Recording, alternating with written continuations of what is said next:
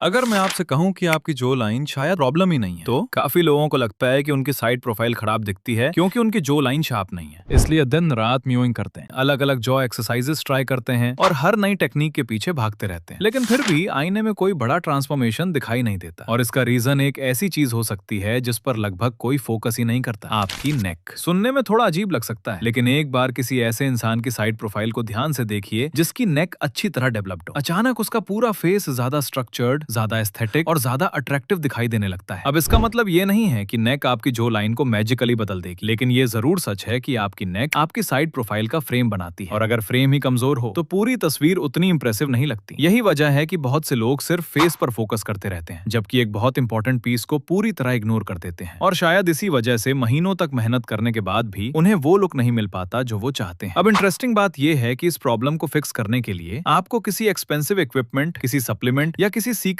Technique की जरूरत नहीं है। आपको सिर्फ एक सिंपल एक्सरसाइज की जरूरत है, नेक कर्ल। लेकिन इसे सुनकर ये मत सोचिए कि ये कोई नॉर्मल जिम एक्सरसाइज है, क्योंकि सही तरीके से की गई नेक कर्ल आपकी नेक मसल्स को ऐसे तरीके से ट्रेन करती है जिसे ज्यादातर लोग कभी समझ ही नहीं पाते, और शायद इसी वजह से बहुत से लोग इसे गलत करते हैं या फिर कुछ दिनों बाद छोड़ देते हैं। लेकिन अगर आप इसे सही तरीके से करते हैं तो आपको समझ आएगा कि लुक्स मैक्सिंग कम्युनिटी में इस एक्सरसाइज की इतनी चर्चा क्यों होती है। सबसे पहले समझते हैं कि नेक कर्ल आखिर होती क्या है। तो आखिर नेक कर्ल होती क्या है? नाम सुनकर काफी लोगों को लगता है कि ये कोई एडवांस एक्सरसाइज होगी, लेकिन सच कहें तो इसका मूवमेंट काफी सिंपल है। फिर भी ज्यादातर लोग इसे गलत तरीके से करते हैं, और यही वजह है कि उन्हें या तो कोई रिजल्ट नहीं मिलता या फिर कुछ दिनों बाद उनकी नेक में अनकंफर्टेबल फील होने लगता है। नेक कर्ल करने के लिए सबसे पहले आपको ऐसी जगह लेटना है जहां आपका सिर किनारे से थोड़ा बाहर आ सके, जैसे बेड का एज या कोई बेंच। अब यहाँ से गेम शुरू होता है। ज्यादातर लोग इस एक्सरसाइज को करते समय स्पीड पर फोकस करते हैं, जितनी जल्दी हो सके उतनी जल्दी रेप्स पूरे कर लेते हैं। लेकिन नेक कर्ल में स्पीड आपकी दोस्त नहीं है, कंट्रोल आपकी दोस्त है। आपको धीरे धीरे अपने सिर को नीचे की पोजीशन से ऊपर लाना है और पूरी मूवमेंट के दौरान अपनी नेक मसल्स को काम करते हुए महसूस करना है। अगर आप सिर्फ सिर को ऊपर नीचे फेंक रहे हैं तो आप एक्सरसाइज नहीं कर रहे हैं, आप सिर्फ मोमेंटम यूज कर रहे हैं, और मोमेंटम कभी भी मसल्स को उतना अच्छा स्टिमुलेट नहीं करता जितना कंट्रोल्ड मूवमेंट करती है। अब एक और इम्पोर्टेंट बात, जब आप पहली बार नेक कर्ल ट्राई करेंगे तो हो सकता है आपको लगे कि आपकी नेक बहुत जल्दी थक रही है, और ये पूरी तरह नॉर्मल है, क्योंकि ज्यादातर लोग अपने चेस्ट, बैक, आर्म्स या शोल्डर्स को तो ट्रेन करते हैं, लेकिन नेक को लगभग कभी नहीं। यानी ये एरिया काफी लोगों के लिए अनट्रेन्ड होता है, और जब पहली बार उस पर लोड आता है तो थकान जल्दी महसूस होती है। लेकिन इसका मतलब ये नहीं कि आपको पहले दिन ही खुद को पुश करके रिकॉर्ड तोड़ देना है। असल में यही सबसे बड़ी मिस्टेक्स में से एक है। कुछ लोग वीडियो देखने के बाद सोचते हैं कि अगर 10 रेप्स अच्छे हैं तो 100 रेप्स और भी अच्छे होंगे, लेकिन बॉडी ऐसे काम नहीं करती। प्रोग्रेस हमेशा स्मार्ट ट्रेनिंग से आती है, ओवर ट्रेनिंग से नहीं। एक और चीज जो काफी कम लोग जानते हैं वो ये है कि नेक कर्ल करते समय आपकी पूरी बॉडी रिलैक्स रहनी चाहिए। अगर आप अपने शोल्डर्स, फेस या जॉ को टाइट कर रहे हैं तो आप अनजाने में फोकस नेक से हटाकर दूसरी जगह ले जा रहे हैं। आपका गोल सिर्फ इतना होना चाहिए कि नेक मसल्स मूवमेंट को कंट्रोल करें, बस। और जब आप इसे सही तरीके से करना शुरू करेंगे तो आपको पहली बार एहसास होगा कि आपकी नेक वास्तव में कितनी मेहनत कर रही है। यहीं से समझ आता है कि ये सिंपल दिखने वाली एक्सरसाइज वास्तव में इतनी पॉपुलर क्यों है। लेकिन सिर्फ सही फॉर्म जान लेना काफी नहीं है, क्योंकि अब सबसे बड़ा सवाल आता है, आखिर इस एक्सरसाइज को कितनी बार करना चाहिए और कितनी ट्रेनिंग के बाद रिजल्ट्स देखने की उम्मीद रखनी चाहिए। अब सबसे बड़ा सवाल, आखिर नेक कर्ल कितनी बार करनी चाहिए? क्योंकि ज्यादातर लोग दो कैटेगरी में आते हैं। पहली कैटेगरी वो है जो एक्सरसाइज शुरू तो कर देते हैं लेकिन कुछ दिनों बाद छोड़ देते हैं क्योंकि उन्हें इंस्टेंट रिजल्ट्स नहीं दिखते, और दूसरी कैटेगरी वो है जो पहले ही दिन इतना ज्यादा कर लेते हैं कि उनकी नेक कई दिनों तक रिकवर ही नहीं कर पाती। दोनों ही अप्रोच गलत। अगर आप अभी शुरुआत कर रहे हैं तो आपका गोल अपनी नेक को धीरे धीरे इस मूवमेंट की आदत डालना होना चाहिए। याद रखिए, नेक कोई बहुत बड़ी मसल ग्रुप नहीं है, इसलिए यहाँ स्मार्ट प्रोग्रेशन ज्यादा इंपॉर्टेंट। काफी लोग सोचते हैं कि जितना ज्यादा दर्द होगा उतने ज्यादा रिजल्ट्स आएंगे, लेकिन रियलिटी में आपकी बॉडी को सिर्फ ट्रेनिंग नहीं, रिकवरी भी चाहिए होती है, और यही जगह है जहाँ ज्यादातर लोग गलती कर बैठते हैं। अब बात करते हैं रिजल्ट्स की। क्या नेक कर्ल करने के बाद आपकी जॉ लाइन अचानक मॉडल जैसी हो जाएगी? नहीं। क्या आपकी पूरी फेशियल स्ट्रक्चर कुछ हफ्तों में बदल जाएगी? नहीं। लेकिन क्या एक स्ट्रॉन्ग और बेहतर डेवलप नेक आपकी ओवरऑल साइड प्रोफाइल को ज्यादा पावरफुल और ज्यादा एस्थेटिक बना सकती है? बिल्कुल। और यही चीज लोग अक्सर मिस कर देते हैं। लुक्स मैक्सिंग में हमेशा एक मैजिक एक्सरसाइज ढूंढी जाती है जो सब कुछ बदल दे, लेकिन असल ट्रांसफॉर्मेशन छोटे छोटे इंप्रूवमेंट्स के कॉम्बिनेशन से आता है। बेहतर स्लीप, बेहतर बॉडी फैट परसेंटेज, अच्छी पोस्टर, सही मेमिंग हैबिट्स और एक स्ट्रॉन्ग नेक। जब ये सारी चीजें एक साथ काम करती हैं, तब जाकर आपकी अपीयरेंस में नोटिसेबल डिफरेंस दिखना शुरू होता है। यही वजह है कि नेक कर्ल को कभी भी किसी मैजिक ट्रिक की तरह नहीं देखना चाहिए। इसे एक ऐसे टूल की तरह देखिए जो आपकी ओवरऑल साइड प्रोफाइल को सपोर्ट कर सकता है। और सबसे अच्छी बात, इसे करने के लिए आपको किसी एक्सपेंसिव मशीन, जिम मेंबरशिप या स्पेशल इक्विपमेंट की जरूरत नहीं है। बस सही फॉर्म, थोड़ी कंसिस्टेंसी और थोड़ा पेशेंस, क्योंकि आखिर में वही लोग सबसे अच्छे रिजल्ट्स देखते हैं जो हर हफ्ते नई ट्रिक ढूंढने के बजाय एक अच्छी हैबिट को लंबे समय तक फॉलो करते हैं। तो अगर आपने अब तक अपनी नेक को पूरी तरह इग्नोर किया हुआ था, शायद अब समय आ गया है कि आप उसे भी उतना ही अटेंशन दें जितना अपनी जॉ लाइन को देते हैं, क्योंकि कभी कभी बड़ा डिफरेंस उस चीज से आता है जिसे ज्यादातर लोग नोटिस ही नहीं करते हैं।